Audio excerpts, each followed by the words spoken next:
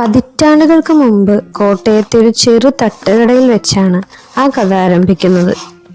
കനത്ത മഴ പെയ്യുന്നൊരു വൈകുന്നേരം പട്ടിണിയിലായിരുന്ന വഴിപോക്കർക്ക് വേണ്ടി ആ കടയിലെ അപ്പച്ചൻ ബാക്കി വന്ന ബീഫും പിന്നെ അവിടെ ഉണ്ടായിരുന്ന മസാലകളൊക്കെ കൂട്ടിച്ചേർത്തുണ്ടാക്കിയൊരു ഡിഷാണ് ബീഫ് ഉലർത്തിയത്. ഇങ്ങനെയൊരു കഥ ഞാൻ കേട്ടറിഞ്ഞതാണ്, പക്ഷെ എന്തായാലും നമ്മളിത് ഉണ്ടാക്കാൻ പോകുന്നത് ബീഫ് ഉലർത്തിയതാണ്. അപ്പോൾ ഈ കാണുന്ന പോലെ ഇഞ്ചി, വെളുത്തുള്ളി, അതേപോലെ പച്ചമുളക് വേണമെങ്കിൽ എടുക്കാം. അതൊക്കെ ഇടിച്ച് ചതച്ച് ഈ ഒരു പരിവാക്കുക. മടികാരനാണ് ബോർഡിലിട്ടിരിക്കുന്നത്, അവിടെ വേറെ സാധനമുണ്ട് നമുക്ക് ഇടിക്കാനായിട്ട്. പിന്നെ ഇടിക്കുമ്പോൾ കയ്യിൽ മണം വരണ്ടാന്ന് ഓർത്ത് ഞാനത് പിടിച്ചുമില്ല, അതങ്ങനെ തെറിച്ചും പോയി. അപ്പോൾ ഈ സാധനം ഉണ്ടെങ്കിലും നമ്മൾ അവിടെ ഇട്ടാണ് ഇടിക്കുന്നത്. എനിവേസ്, ഇതെല്ലാവർക്കും വളരെ ഈസി ആയിട്ട് ഉണ്ടാക്കാൻ പറ്റിയൊരു റെസിപ്പിയാണ് ആക്ച്വലി. അത് അത്രയ്ക്ക് വലിയ ഭാരിച്ച കാര്യമായിട്ടൊന്നും എടുക്കണ്ട. മാസ്റ്റർ ഷെഫ് ഇന്ത്യ 2000-ലെ ഫസ്റ്റ് വിന്നറായ സിന്ധു വന്നിട്ടുണ്ട്. സിന്ധു വകയാണ് ബാക്കിയെല്ലാം. അപ്പം എങ്ങനെയാ കലാപരിപാടികൾ തുടങ്ങല്ലേ? ഗ്യാസ് കത്തിക്കാൻ മറക്കണ്ട. ചീനച്ചട്ടി വയ്ക്കുക, അതിനകത്ത് ഇച്ചിരി എണ്ണ ഒഴിച്ചു കൊടുക്കുക. ഈ ചെറിയ സ്പൂണിൽ ഞാനിപ്പോൾ ഒരു 1-1.5 സ്പൂണൊക്കെ ഇട്ടിട്ടുണ്ട് കേട്ടോ. അത് വേണമെങ്കിൽ മാത്രം ബാക്കി ഒഴിച്ചാൽ മതി. കടുക് പൊട്ടിച്ചു, ഒരു 2 കറിവേപ്പിലയും കൂടി ഇട്ടിട്ടുണ്ട് അതിനകത്ത്.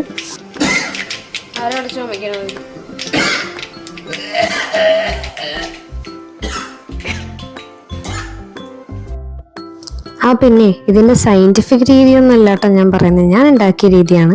പെരുംജീരകം ഇട്ടു, കടുകിട്ട പോലെ തന്നെ പെരുംജീരകവും കുറച്ചൊരു സ്പൂൺ ഇട്ടിട്ട് അതും പൊട്ടി വരണമെന്ന്. അത് കഴിയുമ്പോൾ നമ്മൾ ഇടിച്ച് വെച്ച ഇഞ്ചി, വെളുത്തുള്ളി, പിന്നെ സവാള വേണമെങ്കിൽ ഓരോന്നോരോന്നായിട്ട് ഇങ്ങനെ പയ്യെ വഴറ്റിയെടുക്കാം. പക്ഷെ ഞാൻ ഇടുമ്പോൾ എല്ലാം കൂടി ഇടുന്നില്ല കേട്ടോ, ഒരു ഇച്ചിരി മാറ്റി വയ്ക്കും വെളുത്തുള്ളിയും സവാളയും. എന്നിട്ട് പിന്നെ ആസ് യൂഷ്വൽ നമ്മൾ ഇതൊന്ന് ഗോൾഡൻ ബ്രൗൺ ഒക്കെ ആവുന്നത് വരെ ഹീറ്റ് ചെയ്യുക. അതവിടെ ഇരുന്നാവട്ടെ. അപ്പോഴേക്കും മസാലാസ് നമുക്ക് എടുക്കാം. മെയിനായിട്ട് ഇടുന്നത് നമ്മുടെ മുളക് പൊടി, മല്ലിപ്പൊടി, പിന്നെ ഒരിച്ചിരി മഞ്ഞൾപ്പൊടിയും കൂടി ഇടും. പിന്നെ ഗരം മസാലയും, പിന്നെ ചിക്കൻ മസാല, ബീഫ് മസാല, അങ്ങനത്തെ എന്തെങ്കിലും വേറെ പൊടികളുണ്ടെങ്കിൽ അതും വേണമെങ്കിൽ നമുക്ക് ആഡ് ചെയ്യാം കേട്ടോ.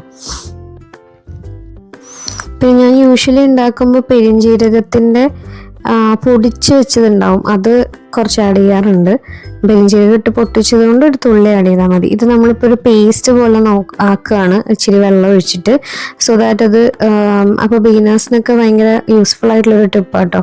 നമ്മളത് മസാല റോസ്റ്റ് ചെയ്യുന്ന സമയത്ത് അതധികം കരിഞ്ഞു പിടിക്കില്ല. അപ്പോൾ ഇത് ഗരം മസാല ആഡ് ചെയ്തതാണ്. ഗരം മസാലയുടെ കൂടെ നമ്മളൊരു ഇത്തിരി നേരത്തെ പറഞ്ഞ പോലെ പെരുംജീരകം ആഡ് ചെയ്യും. അപ്പം ഇങ്ങനെ പേസ്റ്റ് ആക്കിയിട്ട് സവാള ഗോൾഡനായി കഴിയുമ്പോഴത്തേക്ക് ആഡ് ചെയ്താൽ നല്ലതാണ്. ഇത് ഞാൻ വരട്ടിയെടുക്കുന്ന സമയത്ത് കുറച്ചുകൂടെ സവാള മൂപ്പിക്കാറുണ്ട്. ഇതിപ്പോൾ ഒലത്തായതുകൊണ്ട് ജസ്റ്റ് ഒന്ന് കടിക്കാൻ കിട്ടാൻ ഇഷ്ടമുണ്ടെങ്കിൽ നിങ്ങൾ ഈ ഒരു പരിവാക്കിയെടുത്താൽ മതി. പിന്നെ അതൊന്ന് മിക്സ് ചെയ്യുക. അതേപോലെ ഇതിൻ്റെ പരിവ് അറിയുന്നത് എങ്ങനെയാണെന്ന് വെച്ചാൽ എണ്ണ തെളിഞ്ഞ് വരുന്ന ഒരു പരിവായിട്ടുണ്ടാവും.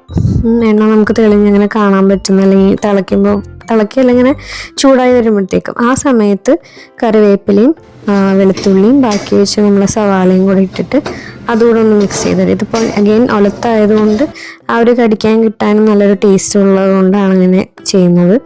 പിന്നെ ഇതിപ്പോൾ ഉപ്പും ഒത്തിരി മഞ്ഞളും കൂടി ഇട്ട് വേവിച്ച് നമ്മളൊരു 7-8 വിസിൽ വരെയൊക്കെ ഇടാറുണ്ട് കേട്ടോ ബീഫ്.